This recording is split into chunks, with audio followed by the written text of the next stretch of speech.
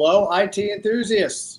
Welcome to another episode of My Computer Careers Get Into IT Live, where we do just that, get into all things IT.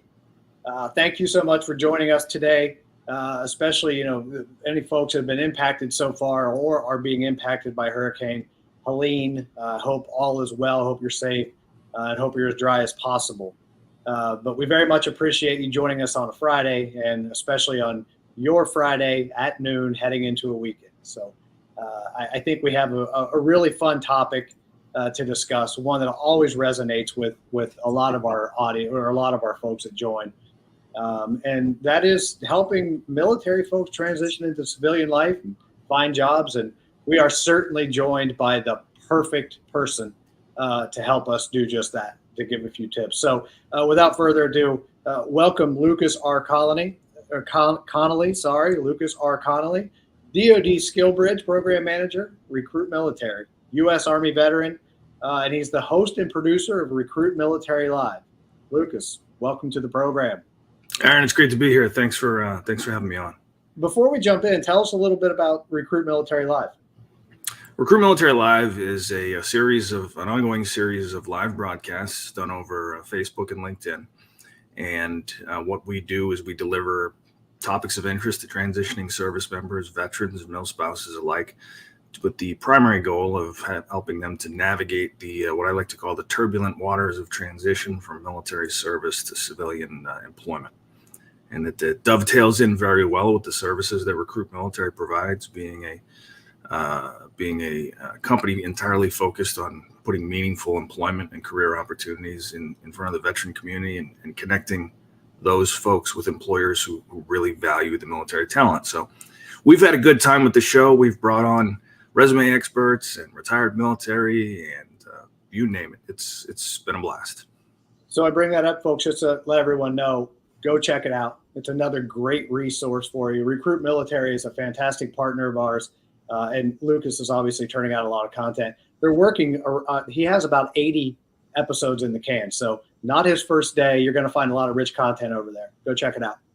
Yeah, we've got a pretty good library of content over on YouTube. RecruitMilitary page on YouTube. Go check it out. It's worth your time. Awesome.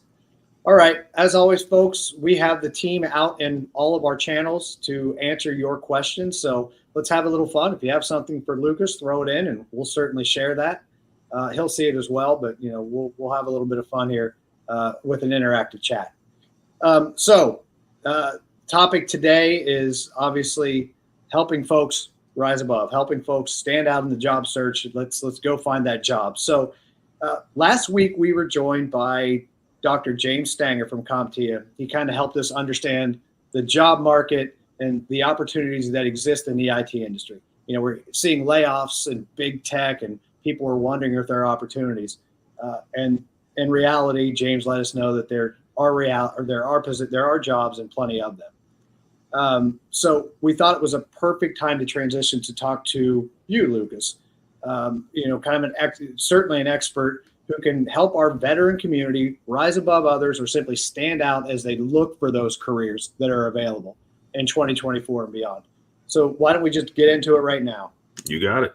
Found a great blog on the RecruitMilitary website listing top 10 ways veterans can stand out. And I thought it would be perfect just kind of make that the basis of our chat today because it flowed so well and it hits on a lot of the topics I'm guessing you touch on pretty frequently. Yes, absolutely. Okay, so let's just unpack the advice here. The number one piece of advice in the article, and by the way, Caitlin will be sharing that article so that you can see that and follow it along. But it is over on the RecruitMilitary blog if you need it. It's their most recent one, as a matter of fact. The number one tip: develop a strong network. Why is this important? How can we do so? Well, first off, you have to understand what a network is. If you think that hard work and the sweat of your brow is what's going to make you successful in the modern world, as much as we might like to think it should be, more often than not, your ability to network is what's going to open doors for you in careers. It's going to get you in the door. It's going to get you the interview room. That's when your hard work, dedication, your merits are really going to allow you to shine. But if you can't get through the door, then you're in a losing proposition. So what exactly is a network? We talk about this. Well, in layman's terms, it's really just a group of folks, a list of folks that that you're in communication with, that you have pretty consistent dialogue with, that you're in contact with, who you can reach out to, and they can reach out to you for references, sharing information, and career opportunities, and many other things. So if you think about it, if you've ever had to provide a list of references for a job application, think of this as your enduring, long-term list of references, both personal, community, and professional. So that's what you want to build for yourself as you get ready to transition from the military. And as I said, as you get ready to transition from the military, it wasn't, as they say, it wasn't raining when Noah started building the ark. So your ETS date, when you get that DD-214 in your hand and you celebrate your freedom, that's not the day to start networking, right? The day you need the network is not the day to start building it. The day you need the fire extinguisher is not the day to check if it's charged. Right. Okay. Yep. So you want to start this process very deliberately and very early, 1 to 2 years out. Start now. Somebody said, "Well, how do I get started? I don't understand. Why I just sit in front of my computer and say network, and then magic things happen?" Right. This is a deliberate process, and what I usually recommend to people is to follow the spider web approach. And if you've ever seen a spider build a web, they typically will build these strands out from the center to create structure, and then begin at the center and begin connecting outward. So if you think of yourself and your life as being at the center of that web, begin connecting where you are, closer to yourself and your sphere of influence, and build out from there. So start with your friends and family, right? Get on LinkedIn, build a profile, optimize it, add your friends and family, add your immediate peers, add your current boss, add your previous boss, add some of your direct reports. Reach out to other folks that you've worked with throughout your military career. Add them. Start connecting with people at job fairs. Add them to your network. Start connecting with employers you'd like to learn more about. Add them to your network and grow it out from there. So I love the detail, because we have so many folks join us, and I can tell you, Lucas, and you probably hear the same thing. That's the number one piece of advice we get in 2024 and beyond. Everything's important in the job search, but you have to network. You have to network virtually. You have to network in person. You have to get outside of your comfort zone, because it's seemingly more than ever. It's about who you know versus what you know. And there is there is a very structural reason. This is not just a nebulous smiling at each other and shaking hands and being friendly. When every application, most applications for most companies have to go through an applicant tracking system. Right. What you end up having is hundreds, even thousands of job applications against a single requisition, the job that you want, the job that you're interested in. How do you rise above the pile? Referrals. The current employee refers you, which means what? At that point in time, and they may be incentivized by their job, $50 extra bonus in their check for a referral that gets hired, things of that nature. Yeah. You get somebody who works at that company to refer you, your application gets pulled out of the pile of 600 and gets moved to the referral pile. And I can bet a paycheck at your average hiring manager is going to start in that referral pile before they start looking at the other 650, 700 resumes that are below that. It's going to bring your chance of getting an interview up significantly. In fact, a commonly quoted statistic is that 86% of job interviews and job offers are proffered as a result of networking. So if you like to play the odds, you don't want to network, you got a 14% chance. It's not good. And the odds are already stacked against you, folks. So absolutely pay attention to that piece of advice. And by the way, we were joined by the wonderful Whitney Ortiz a few weeks ago from RecruitMilitary. She's awesome. Who walked us through the resume process and gave some advice on getting past that ATS. So if you're interested, go check it out. It lives on our channels. And obviously, there's a lot of content over on RecruitMilitary from Whitney and Lucas as well. All right. So number 2, upskill. We talk about upskilling and reskilling frequently here. But what advantages does upskilling provide? And do you have any examples? Sure, absolutely. The first thing you have to recognize is that many of the skills that you developed in the military are not exactly transferable. Many are, but some are not. If you drive a 5-ton truck in the military, you cannot just show up at a rider truck facility and they're going to hand you the keys. You don't have a CDL. Right. So if you want to transfer from driving a military vehicle to driving that civilian equivalent, you're going to need to get into some kind of program that's going to generate a CDL for you. Right. Similarly, if you're a automated logistician, you may be working, if you're in the Army, with a system called Geeks. It's an automated supply logistics management software. You're not going to find Geeks in the civilian sector, but you might find SAP. It's a similar system, same software platform. But if you want to increase the likelihood that you're going to get a job as a logistics manager in the civilian sector, you might want to go out and get some SAP skills, so some kind of a certification under your belt. Same thing, business methodologies, right? We've got MDMP, we've got various ways of doing business within the military that doesn't necessarily translate, right? But if you come to the workforce with an Agile certification or a PMP certification or a Lean Six Sigma or HRM, now you're taking some of the skills you have and you're certifying, you're validating yourself through that civilian agency. So that's transferable skills, right? Similar. Now, if you want to transition to a whole different field, and I've known folks that have done this, they were air defenders in the military and they wanted to go into IT. That's when you got to go out there and really get after that CompTIA, Sec Plus, all those different IT certifications that are going to enable you to transition to that new field. Good. And it shows that you're willing to continue learning. It shows, maybe even above others, that you want a gig. And here's how I'm willing to get that gig. Love it. Okay. We obviously want to work on the resume. Everybody knows that. We want to get that thing as tight as possible. But we've done entire episodes on the resume, as I just mentioned. So let's skip that advice for now.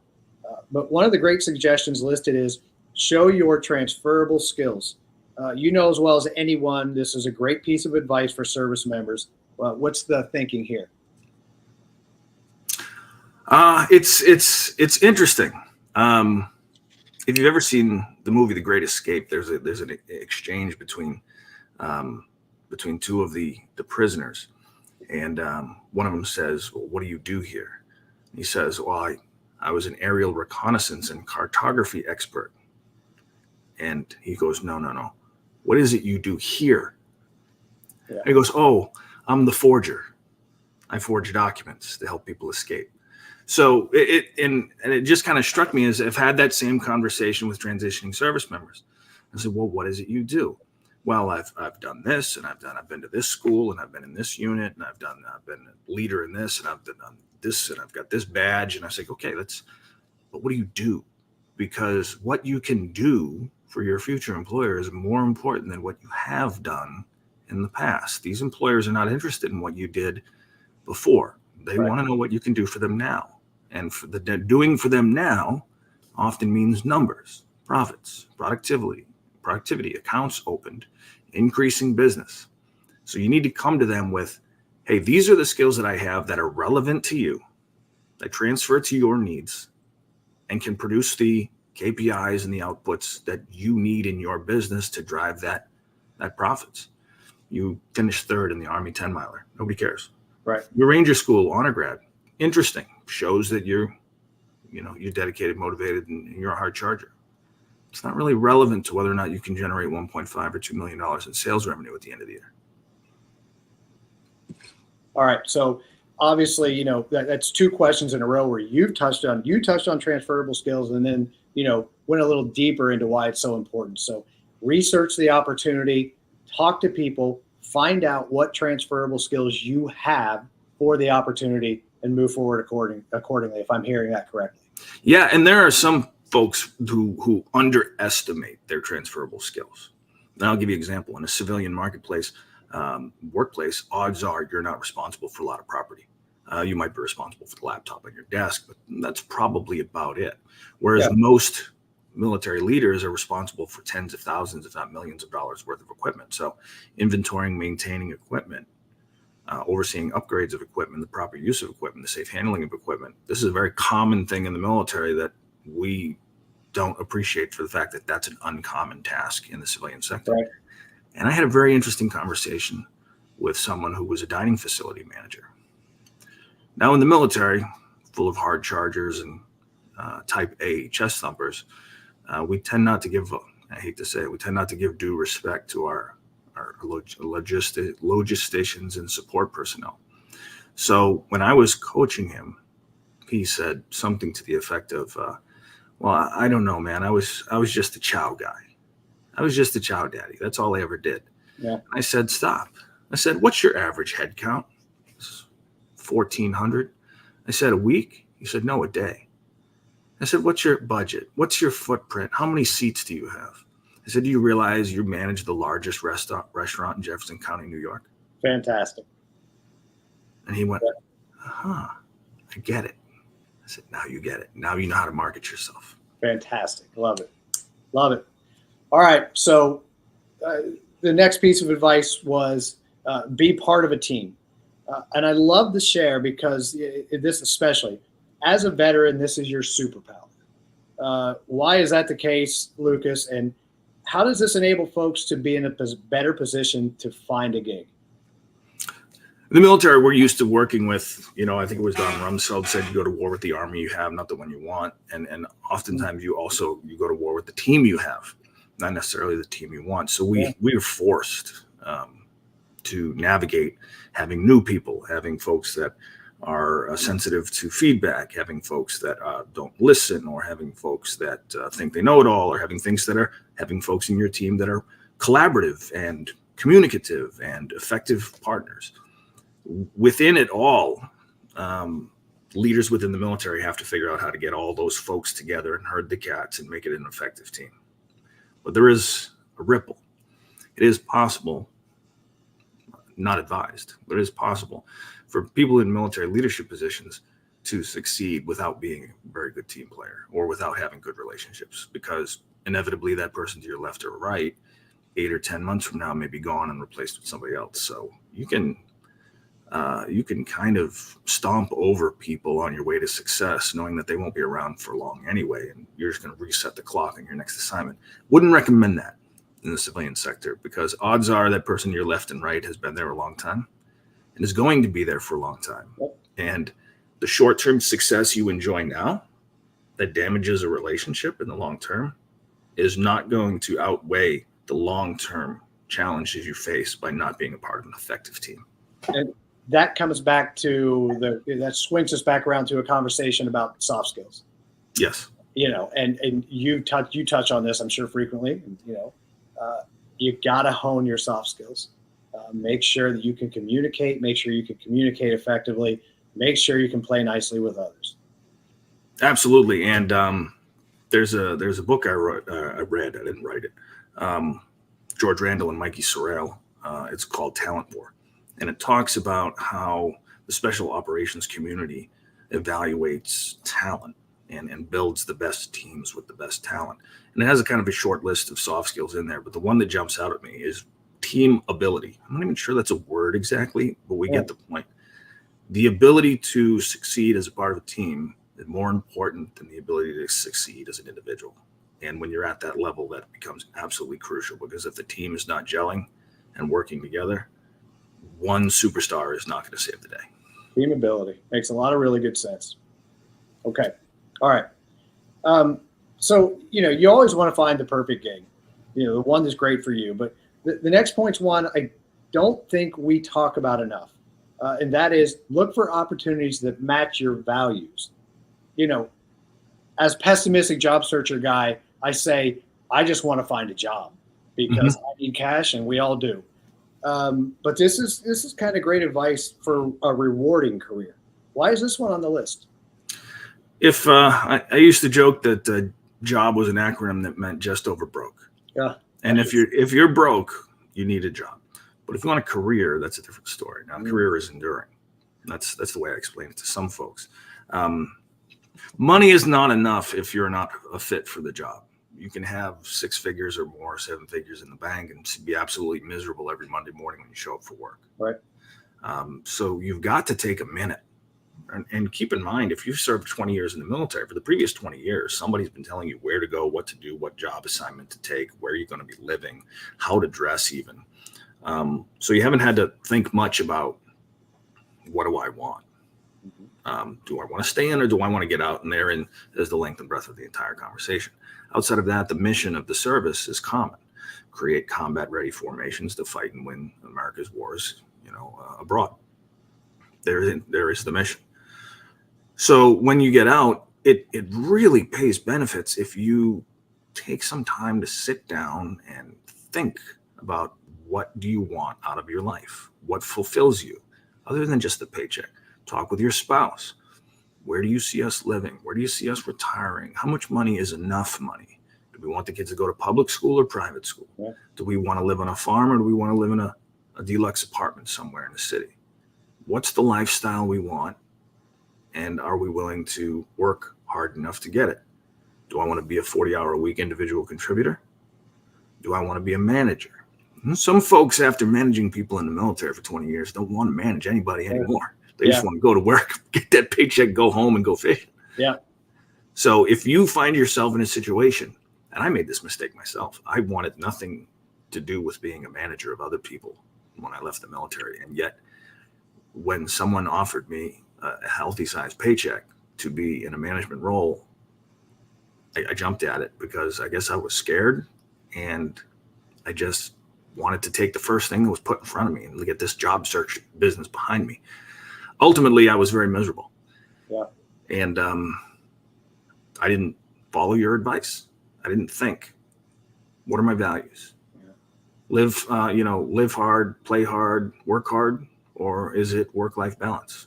Is it fast money, or is it enough to get by, but I've bought myself back my free time and my PTO and my vacation and not answering emails on the weekends?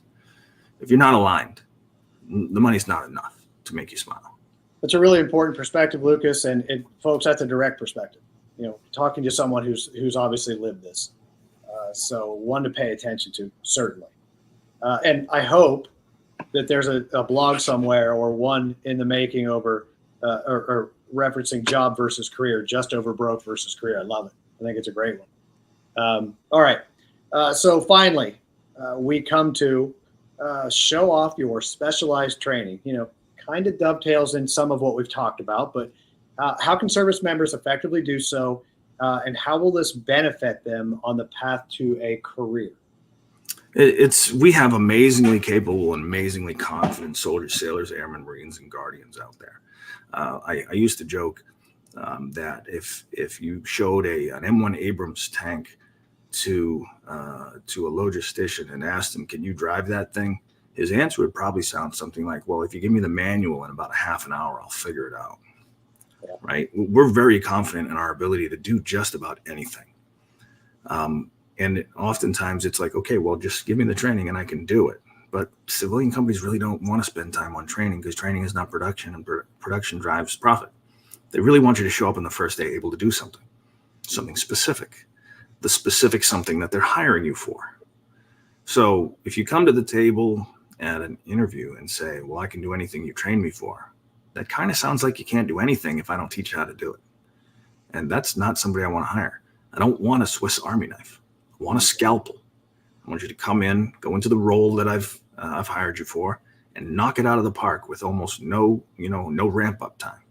So that may mean that you have 6 different versions of your resume, right? This is my logistics focused resume. This is my management focused resume. This is my training and development focused resume, so that you're using that specific tailored, targeted resume to the specific role, and not going in with some watered down, generalized resume that says you're good at a whole bunch of stuff, when really the company just needs you to be great at one thing.